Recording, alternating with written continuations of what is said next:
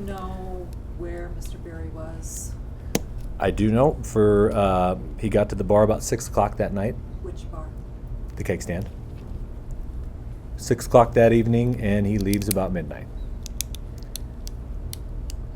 Accident happens at 12:32 a.m. And between 12 and 12:32, we do not know his whereabouts. So you don't know where he Nope. got? Nope.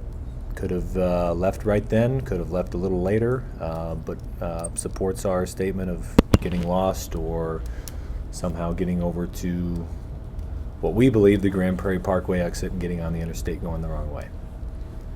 So from 12:30 to 12:32, what can where did he get off at off of the? Here's the what I've been telling people is that through this investigation we have determined that when we first had our press conference here that Saturday morning, we had reported that there was a phone call from a caller about a car going the wrong way.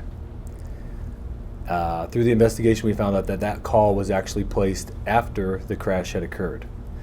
A gentleman calls in, and I think his first words are, "There's a car going the wrong way on the interstate." And as he's saying this, he's already witnessed this crash, and he sees this ball of fire.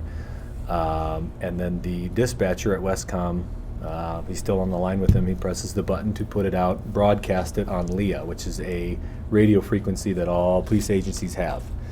And he says that there's a car going the wrong way on Interstate 80 near the Waukee exit, and this is what police officers from West Des Moines, Dallas County, Waukee State Patrol hear. And that's how the message got relayed to us that there was a phone call, when in fact this phone call was placed after the accident had already happened. And then as this caller starts to give description of where he's at and finally realizes exactly where he's at, the phone calls start coming in. We know where the accident has happened at. So based on that fact, it is only 0.8 of a mile from the start of the ramp to where the crash occurred.